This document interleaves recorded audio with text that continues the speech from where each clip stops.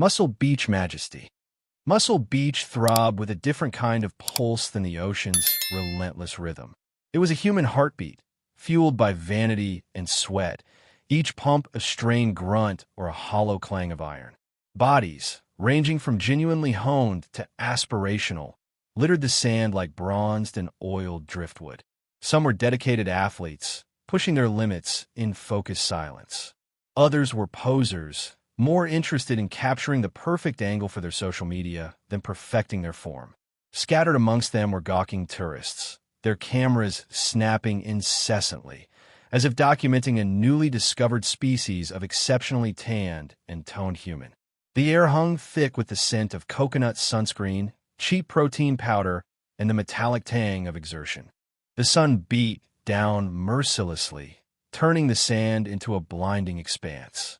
Portable speakers blared a cacophony of generic EDM, overlaid with the self-important pronouncements of various personal trainers. It was a spectacle, both awe-inspiring and faintly ridiculous. Then Chad arrived. It wasn't a subtle entrance. No, Chad Thundercock's arrival was more akin to a small, localized seismic event.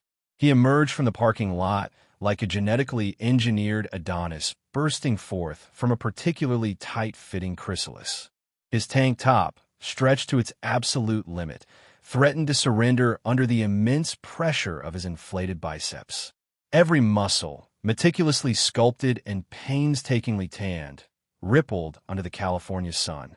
"All right, beach bums," Chad bellowed, his voice amplified by the natural acoustics of the concrete amphitheater bordering the sand. Head swiveled. Cameras zoomed. He paused, striking a pose that showcased his obliques, a feat of contortion and self-admiration. Chad Thundercock has arrived to bless you with his gains. He then launched into a series of utterly unnecessary pull-ups on the nearest bar, each rep accompanied by a guttural grunt that sounded suspiciously like he was giving birth to a small, iron baby. He made sure to hold each pose at the apex, flexing every conceivable muscle for the benefit of his captive audience. Maya Rodriguez, perched on a nearby bench, shielded her eyes with her hand, a mixture of amusement and exasperation playing on her lips. She'd seen this performance countless times. Chad was a regular fixture at Muscle Beach, a walking, talking, flexing advertisement for himself. He thrived on attention, feeding off the admiring glances and whispered comments like a parasite on a particularly buff host. She knew, of course, that beneath the meticulously crafted facade of alpha male confidence lay a fragile ego, desperately seeking validation. She'd witnessed his awkward fumblings when confronted with anything requiring actual intellect, the way his smile faltered when someone dared to question his methods. He was a walking, talking Instagram filter, airbrushed and devoid of substance. He dropped from the bar, landing with a theatrical thud that sent sand scattering. "Who wants a piece of this?" he roared, gesturing to his physique as if offering a slice of exquisitely crafted cake. A few sycophantic onlookers offered half-hearted cheers. Chad beamed, basking in their fleeting admiration. He began to strut across the sand, pausing to flex for anyone who even glanced in his direction. Maya sighed, pulling out her book, a well-worn paperback copy of a Jason Statham action thriller. The irony wasn't lost on her. Chad, with his bulging muscles and vacant stare, probably considered himself the epitome of masculinity. But Statham, with his quiet confidence and effortless cool, was the real deal. He didn't need to shout about his capabilities. He simply demonstrated them. She watched as Chad attempted a handstand on the edge of the volleyball court, his form shaky and precarious. He wobbled, his face turning an alarming shade of purple, before collapsing in a heap of tangled limbs. "Nailed it," he declared, scrambling to his feet and brushing sand off his ridiculously tight shorts. Maya chuckled, shaking her head. She flipped open her book, eager to escape into the world of fast cars, witty banter, and perfectly choreographed fight scenes. Chad's preening display was entertaining, in a tragically absurd sort of way, but she had better things to do than watch him slowly implode from the weight of his own ego. The sun was hot, the beach crowded, but at least within the pages of her book, justice would be served, and the bad guys would get what they deserved. And maybe, just maybe, she'd get to see a little bit of karmic retribution play out on Muscle Beach as well. The arrival of a legend. A sable-colored SUV, conspicuously lacking tinted windows, paused briefly at the edge of the Muscle Beach parking area before nosing into an empty slot. Jason Statham emerged, his very presence a quiet command, needing no grand gesture. A plain navy tee, dartboard shorts, and mirrored shades reflecting the fierce California glare were his uniform. No parade of flunkies, no manufacturer buzz.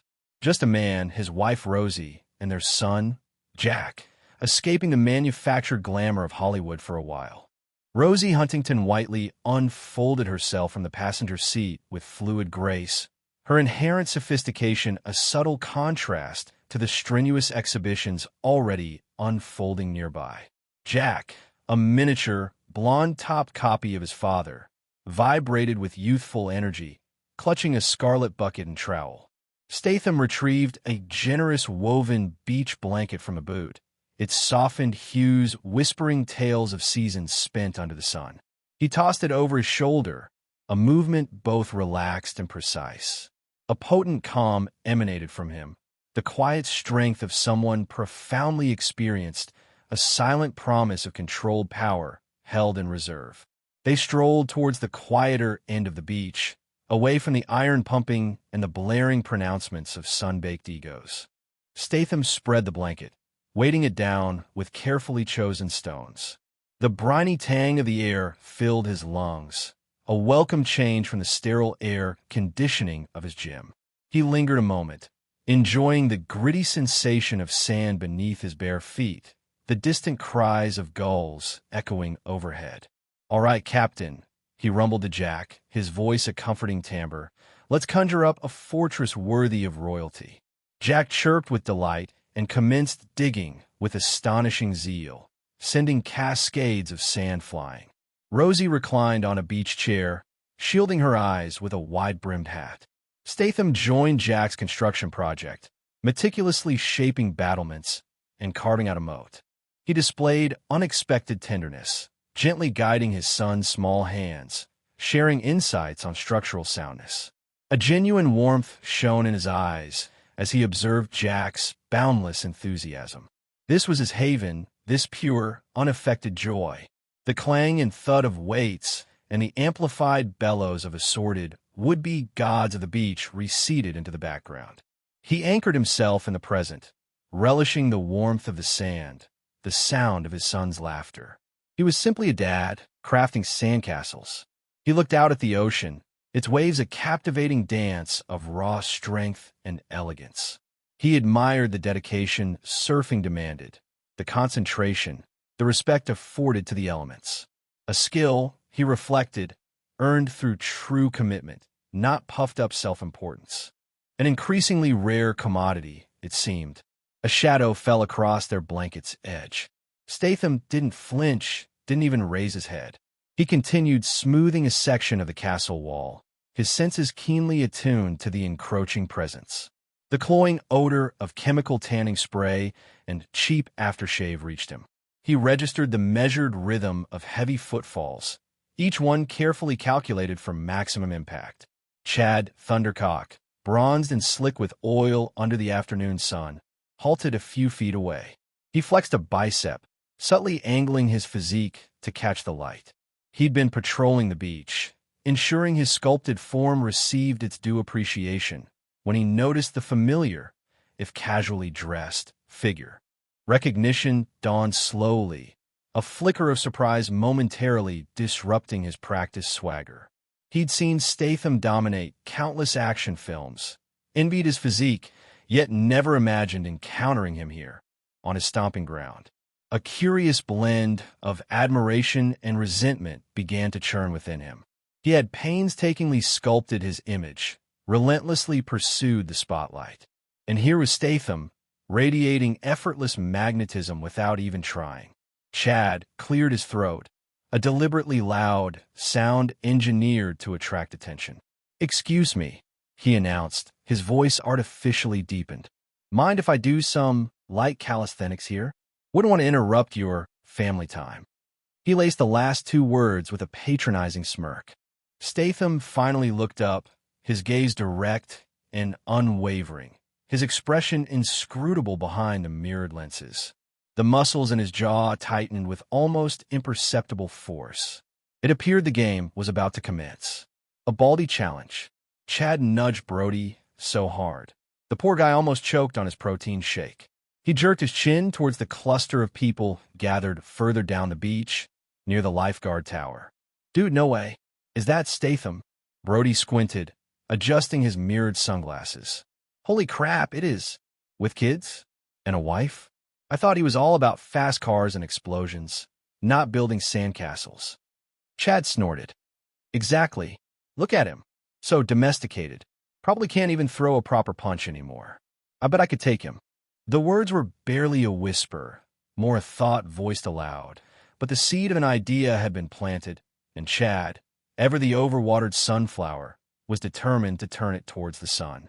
He slapped Brody on the back, a gesture that nearly sent the remains of the protein shake flying. Come on, let's go say hello. Maybe offer the old man some fitness tips. Maya Rodriguez, sprawled on her beach towel a few feet away, barely registered the initial conversation. She was engrossed in a dog-eared copy of 100 Years of Solitude, the sun warm on her skin. But the sudden burst of Chad's laughter, followed by the unmistakable thud of his feet on the sand as he and his entourage lumbered towards the Statham family, pulled her attention away from Macondo. She sighed, marking her page with a stray seashell. Of course, Chad couldn't just let a legend relax in peace. As Chad approached, he puffed out his chest, swaggering with the false confidence he usually reserved for the gym mirror. He stopped a few feet away from Statham, who was meticulously placing a turret made of wet sand on his elaborate castle. A woman, presumably his wife, was laughing at something one of the children had said. The whole scene reeked of normalcy, a normalcy Chad seemed determined to shatter. Well, Chad boomed, loud enough to turn heads across the beach. If it isn't Jason Statham. Didn't expect to see you building sandcastles. Thought you were more the demolition type. Statham looked up, his expression unreadable. He wiped his hands on a small towel, his gaze unwavering. The sudden quiet descended on the immediate vicinity was palpable.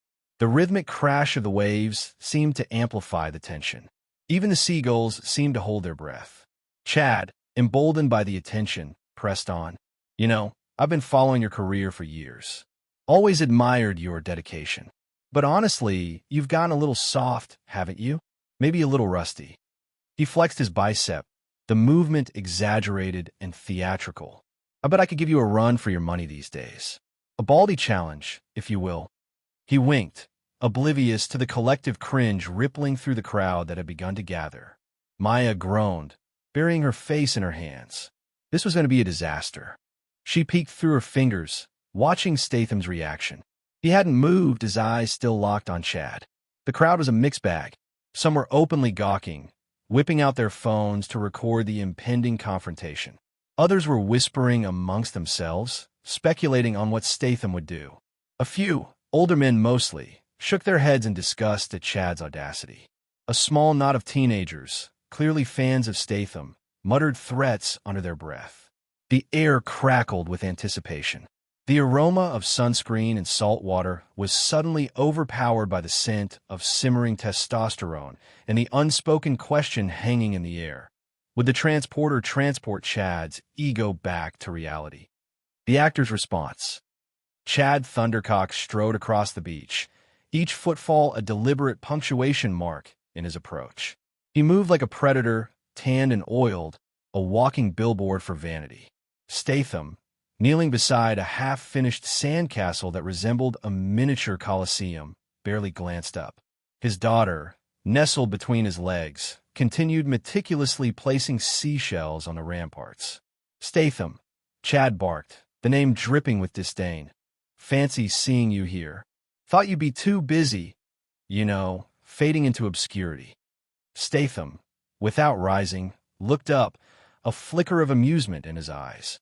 The sun glinted off the water, catching the diamond stud in his ear. He wiped sand from his hands onto his shorts.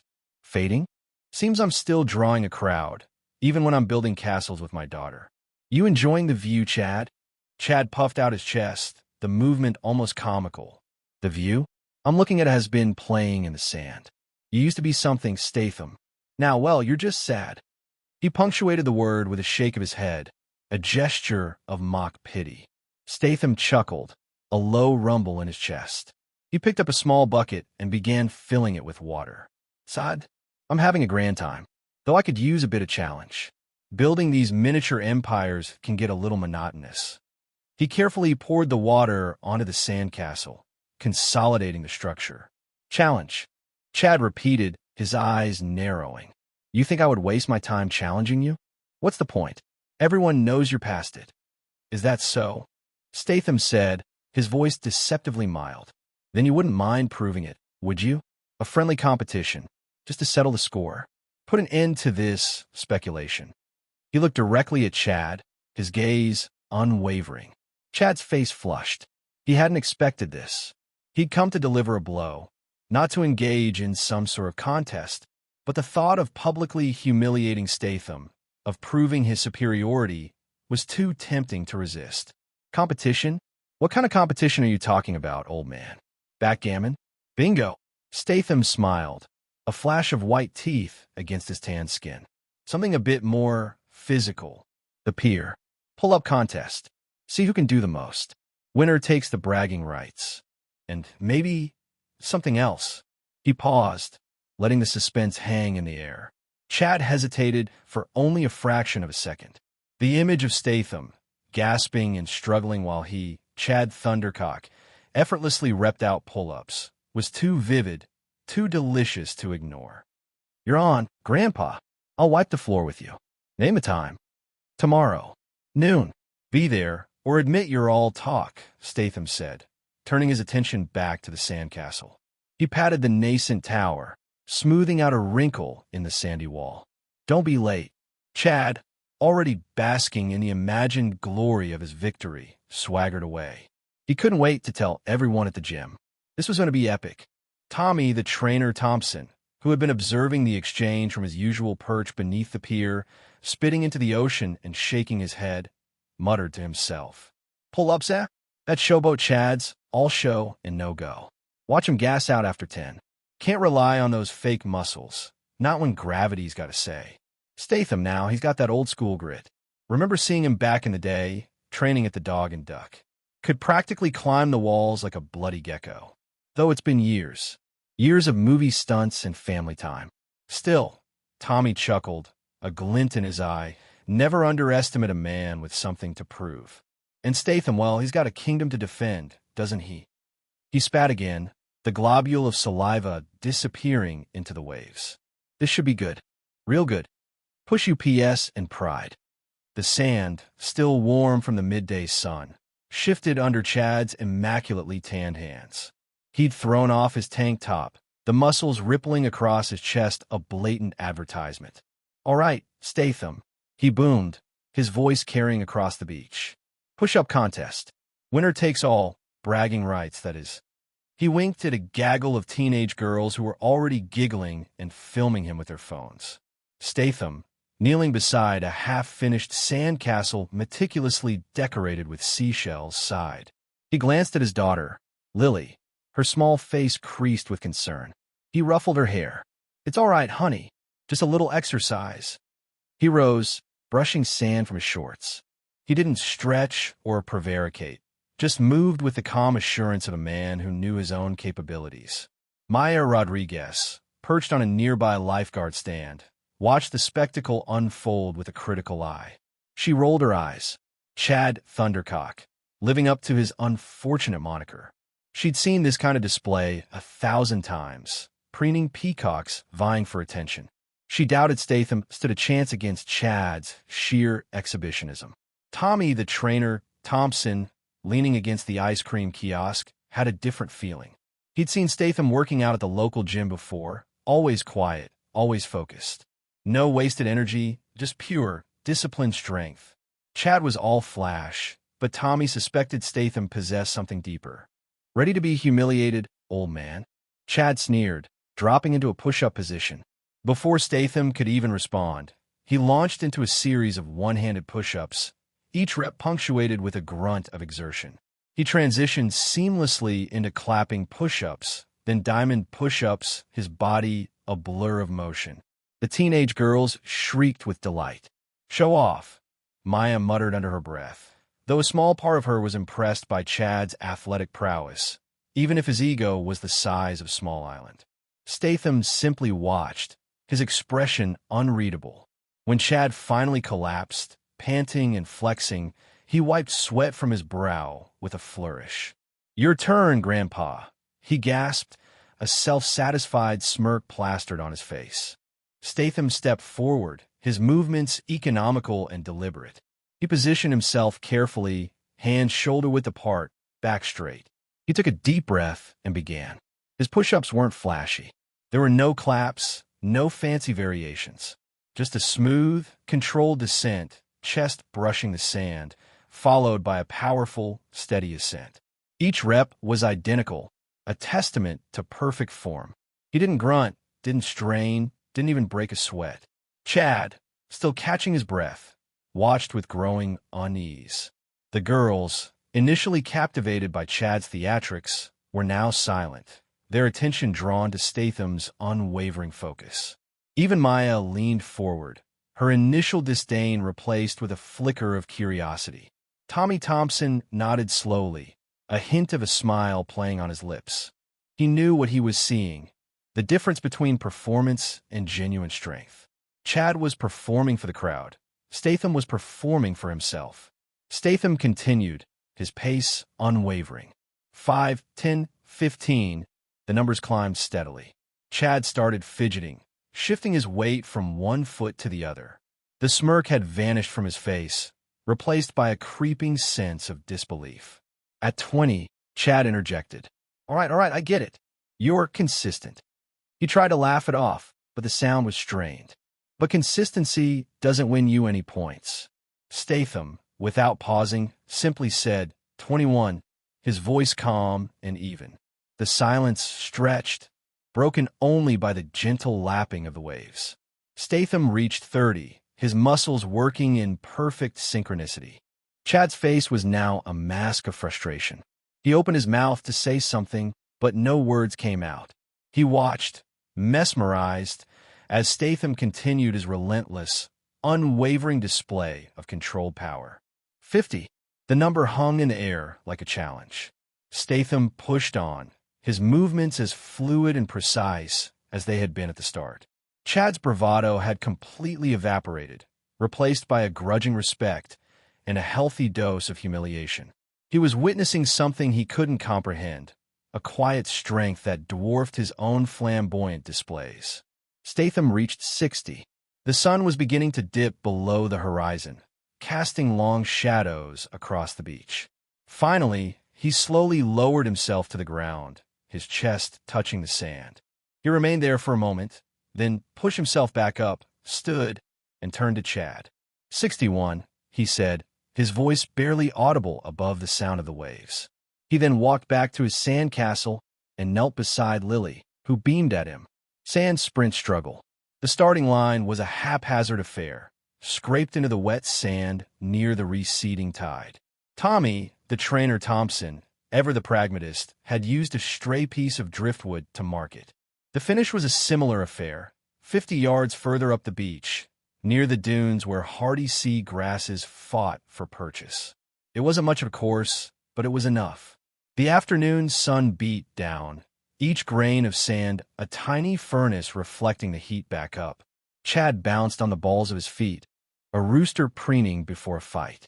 He took deep, exaggerated breaths, puffing out his chest.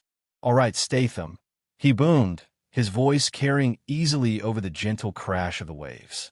Just so you know, I'm a natural. This is going to be embarrassing for you. Statham simply nodded, his expression unreadable. He'd left his family building their fortress and moved to the start line, kicking off his flip-flops and placing them neatly beside a discarded beach towel. He was barefoot, his toes digging into the cool, damp sand. Maya, who had been initially rolling her eyes at the whole spectacle, now watched with a curious glint in her eye, her earlier dismissiveness fading. "On my mark," Tommy announced, holding up a weathered hand. "Get set. Go." Chad exploded off the line, a burst of raw power. He churned the sand beneath him, his arms pumping like pistons. For the first 10 yards, he was a blur, a sand-spraying Adonis, leaving Statham in his wake. A smug grin stretched across his face. But the sand, the deceptively yielding surface, was a thief of energy. Each step sunk a little deeper than the last, requiring more effort to extract. Chad's initial burst of speed began to wane. His powerful strides shortened, becoming choppy and inefficient. He could feel the burn in his thighs, the rasp in his throat. The air, thick with salt and humidity, felt heavy in his lungs. He risked a glance back. Statham was still there, not far behind. But unlike Chad, he didn't look like he was about to collapse. His movements were smooth, economical. He wasn't sprinting exactly, but maintaining a steady, unwavering pace. His feet barely seemed to leave the ground, gliding over the surface with an almost effortless grace. Tommy watched Statham's form with a knowing look, recognizing the hallmarks of disciplined training. Statham knew how to conserve energy, how to pace himself. Chad, Tommy thought, was relying on brute force alone, a tactic doomed to fail in this environment. The burn in Chad's legs intensified. He tried to push harder to regain his initial advantage, but his muscles refused to respond. Each step was now a monumental effort. He could feel his lungs screaming for air, his heart pounding a frantic rhythm against his ribs. The smug grin had vanished, replaced by a grimace of pain and exhaustion. He looked ahead at the finish line, a distant, mocking goal. His vision swam, the bright sunlight turning the sand into a shimmering mirage. He stumbled, his left foot sinking deep into a particularly soft patch. He almost fell, catching himself with a grunt of exertion. Statham, still maintaining his steady pace, began to close the gap. He was now only a few yards behind, his face impassive, his breathing controlled. Chad could hear the rhythmic thud of Statham's bare feet on the sand, a relentless metronome counting down his defeat. With a final, desperate surge, Chad lunged forward, throwing himself towards the finish line.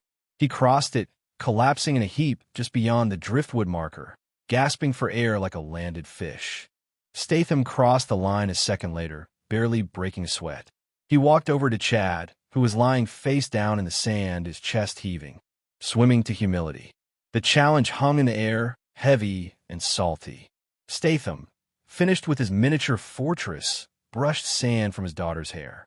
"All right, Chad," he said, his voice even. "What's the wager?" Chad grinned, a flash of white teeth. "Loser buys the lobster dinner at that fancy place down the beach. Top shelf tequila included." Statham nodded. "Fair enough." He turned to Maya, who had abandoned her dismissive posture and now watched with a curious glint in her eyes. "Maya, would you be the judge?" Maya, surprised, hesitated. "Me? I don't know." "Please," Statham insisted gently. "I trust your judgment." She straightened, a subtle pride swelling within her. "All right, Phoenix." She gestured towards a bright orange buoy bobbing about 200 yards offshore. "First one to the buoy and back wins." Chad puffed out his chest. "Piece of cake." He stripped off his tank top, revealing a torso meticulously sculpted for aesthetics rather than function. He bounced on the balls of his feet, radiating false confidence. Tommy, the trainer Thompson, who had been quietly observing from the edge of the volleyball court, shook his head almost imperceptibly. He knew Chad's type. All show, no go. He'd seen Statham in the water before, a quiet, efficient machine. He had a feeling this wouldn't be the walkover Chad expected. Statham simply peeled off his shirt, revealing a lean, wiry frame etched with the stories of hard work and dedication. He didn't preen or posture. He just looked focused. They waded into the turquoise water, the initial coolness a momentary shock. Chad launched forward with a splashy freestyle, churning the water into a frothy mess. Statham, in contrast, slipped into the water with barely a ripple. His stroke was long, deliberate, and powerful. Almost immediately, the gap began to widen. Chad's frantic flailing, while visually impressive, was inefficient. He was fighting the current, his strokes shortening, his breathing becoming ragged. Statham, meanwhile, seemed to be gliding through the water, using the current to his advantage. His pace was steady, his movements economical. From the shore, Maya watched with growing astonishment.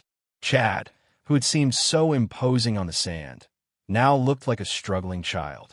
Statham, the unassuming family man, was a force of nature in the water. Chad's initial bravado evaporated as the buoy seemed to mockingly recede with each labored stroke. Salt water stung his eyes. His arms burned. The current, stronger than he anticipated, felt like an invisible hand pushing him back. He glanced to his side and saw Statham, a dark silhouette against the sparkling water, already halfway to the buoy. A wave of shame washed over him, colder than the ocean itself. Statham reached the buoy, touched it lightly, and without pause, began his return. His breathing was controlled, his stroke unwavering. Chad, still battling his way out, was now a considerable distance behind. He was tiring rapidly. The crowd on the beach had grown, drawn by the spectacle. Murmurs rippled through the onlookers. Tommy Thompson leaned against a lifeguard stand, a knowing smirk playing on his lips. He'd seen this before. Arrogance humbled by genuine skill. Chad finally reached the buoy, his body screaming in protest. He clung to it for a moment, gasping for air, the orange plastic digging into his chest. The tequila-soaked lobster dinner suddenly tasted like ash in his mouth. He turned back towards the shore, a daunting distance away. The current now felt like a relentless enemy. He pushed off, his arms heavy and leaden. Each stroke was a monumental effort. He was no longer swimming. He was merely trying to survive. Statham reached the shore, his feet sinking into the wet sand. He walked calmly out of the water, his breathing only slightly elevated. He looked towards Chad, still struggling in the distance, and a flicker of something akin to pity crossed his face. He walked over to his family, picked up a towel, and began to dry his daughter's hair, patiently explaining the difference between a rip current and a longshore current. Chad finally stumbled onto the beach, collapsing onto the sand, his lungs burning, his body trembling. He lay there for a long moment, defeated, humiliated, and utterly exhausted. The cheers of the onlookers were faint and distant, lost in the ringing in his ears. He had been so sure of his victory, so confident in his physique. Now, lying prone on the beach, he realized the profound difference between looking strong and actually being strong. Humility, he discovered, tasted a lot like salt water. The lesson learned. Chad sputtered, coughing up salt water that tasted of defeat. The waves lapped mockingly at his torso, the same waves that had moments ago seemed like such a picturesque backdrop for his inevitable victory. A large, calloused hand gripped his forearm, hauling him upright. He looked up, blinking the stinging salt from his eyes, and saw Statham, his face etched with something that wasn't quite pity, but close. "Easy there, son," Statham said, his voice a low rumble that somehow carried over the crashing surf. He helped Chad stumble onto the packed sand, where he collapsed, a heap of humiliation and damp muscle. Maya Rodriguez, who had been leaning against the lifeguard stand, arms crossed and a smirk playing on her lips, now looked genuinely concerned. She approached cautiously, her initial amusement replaced with a flicker of empathy. "You okay?" she asked, her voice softer than Chad had ever heard it. He just groaned, trying to catch his breath. Tommy the trainer Thompson, arms crossed, watched from a distance, a small, knowing smile playing on his lips. He'd seen this before, raw power without direction. He knew Statham understood it too. Statham squatted beside Chad, his movements economical and precise. "Your problem," he said, his gaze unwavering, "isn't strength. You got plenty of that. It's control." Chad finally managed to sit up, pushing the wet hair out his eyes. "Control?" He croaked, his voice hoarse. "I nearly beat you. You cheated." Statham didn't flinch. "Cheated? I used the environment. You challenged me to a pull-up contest. You didn't specify the rules. But even without the added difficulty, you would have lost, because you rely on brute force. You explode with energy, then you burn out. He gestured towards the makeshift pull-up bar. The driftwood, now looking less like a symbol of Chad's impending triumph and more like a monument to his failure. Look at your form. You're jerking, swinging, using momentum to compensate for weakness. That's not strength. That's desperation. Chad balled his fists, anger simmering beneath the surface of his embarrassment. He wanted to lash out, to deny everything Statham was saying, but deep down he knew it was true. He'd always relied on his natural gifts, his genetic advantages. He'd never bothered with the tedious details of proper form, of controlled movements, of consistent effort. Discipline, Statham continued, his voice firm but not unkind. That's what separates the men from the boys. You can have all the raw talent in the world, but without discipline, without the willingness to grind, to perfect your technique, you'll always fall short. He stood up, brushing the sand from his shorts. Find a good coach. Learn to control your movements. Train with purpose. Then, maybe you'll stand a chance. He turned to walk back towards his family, his daughter waving enthusiastically from beside their meticulously constructed sandcastle. He ruffled her hair, said something that made her giggle, and then turned back to Chad, his expression unreadable. "One more thing," he said, his voice carrying on the breeze. "Never underestimate your opponent. Arrogance is a heavy weight to carry." As Statham walked away, a slow clap started, emanating from somewhere in the small crowd that had gathered. It quickly grew in volume, spreading like wildfire along the beach. People were cheering, applauding not just Statham's victory, but the lesson he had so unexpectedly imparted. They recognized the truth in his words, the value of discipline and humility, qualities often overlooked in the pursuit of physical perfection. Maya Rodriguez was clapping too, a genuine smile on her face. She looked at Chad, who was still sitting on the sand, staring at the waves. She saw not just a defeated bodybuilder, but a flicker of something else, perhaps a glimmer of understanding, a hint of a willingness to learn. Tommy, the trainer, Thompson nodded slowly, impressed. He had witnessed many beachside challenges, many displays of ego and bravado, but he had rarely seen such a profound lesson delivered with such quiet authority. He knew that Chad Thundercock, if he was smart, would remember this day for the rest of his life. He might even become a better man because of it. A new perspective. Statham simply grinned, the sun etching deeper lines around his eyes as he faced the elaborate sandcastle, now resembling a miniature citadel. A squeal of pure delight erupted from his daughter as he crowned it with a teetering turret, punctuated by his wife's amused headshake while she dabbed sunscreen on their son's upturned nose. It was a tableau of warmth, a private haven that Chad, consumed by his own faltering self-image, couldn't penetrate. Chad observed Statham effortlessly gather another handful of damp sand, the ripple of muscles across his back a display of pure function, devoid of showmanship. No grandstanding, just fatherhood. The chasm between this sincere moment and Chad's posturing swelled within him, a personal tsunami. The crowd's cheers, which had so recently inflated his ego, now echoed as a chorus of derision. He pivoted sharply, the sand a sudden burden beneath his feet. The gym held no appeal. Even home seemed unbearable. He found himself drawn to a solitary bench overlooking the ocean, its immeasurable expanse reflecting his turmoil. The sun, formerly a flattering spotlight, now felt like an inquisitor's glare, exposing his vulnerabilities. His entire existence had been predicated on dominance, the strongest, the most attractive, the most applauded. But where had it led? A transient burst of adoration followed by a brutal awakening. Statham hadn't needed validation. His authenticity resonated far more powerfully. The saline breeze pricked at his eyes as he confronted his future. He couldn't persist on this trajectory, chasing an approval as ephemeral as the tidal pools left behind by the retreating surf. He craved substance, permanence. He needed to evolve. Back on the beach, the throng had thinned. Statham, wholly unaware of the seismic shift he'd instigated in Chad, was playfully hoisting his daughter skyward, her laughter a joyous melody carried on the breeze. His wife immortalized the moment with a snapshot, capturing the unadulterated pleasure on his face.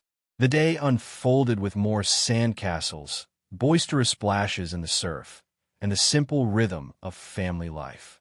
The pull-up contest had faded into insignificance, a momentary ripple in a sea of love and connection. As dusk began to paint the horizon in fiery hues, Maya and Tommy settled onto a nearby bench, observing the final stragglers gathering their things. "Well," Maya remarked, cutting through the comfortable quiet, "that was quite a scene."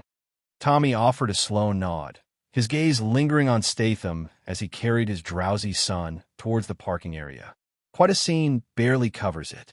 I've witnessed a few ego implosions, but that was a masterclass." Chad possessed such unwavering confidence, Maya mused, shaking her head slightly. "I almost felt a pang of sympathy." "Almost," Tommy chuckled softly. "Don't let the bulging biceps deceive you, Maya. He needed that jolt. He's been coasting on superficiality for far too long. Perhaps this will serve as the necessary rude awakening." "Do you genuinely believe he'll change?" Maya asked, a hint of skepticism in her voice. Tommy simply shrugged. "Difficult to predict. However, I detected a flicker in his eyes as he departed. A nascent realization, perhaps. He possesses the latent potential. It's simply been misdirected." Maya sighed quietly. "It's rather tragic, isn't it? He's so fixated on the surface. He's overlooking the genuine treasures in life." She paused briefly, then turned her attention to Tommy, such as the bond Statham shares with his loved ones. Tommy concurred with a nod, a pensive look settling on his features. "Precisely. He wasn't vying for attention. He was simply present, fully engaged as a father and spouse. That's the kind of fortitude that truly matters." He leaned back against the bench, watching the final sliver of the sun vanish beyond the watery horizon. It prompts contemplation, doesn't it? Regarding the values we champion in our own lives. Maya gazed out at the deepening twilight over the ocean, the rhythmic pulse of the waves a constant, soothing presence. "Indeed," she murmured, "it truly does." The beach, once a stage for a ridiculous spectacle of machismo, had transformed into a serene haven, a space for contemplation and sincere self-examination. The day had commenced with arrogance and bravado, yet concluded with a renewed outlook, a glimmer of optimism for a future where authentic connection and inner strength overshadowed sculpted physiques and transient accolades.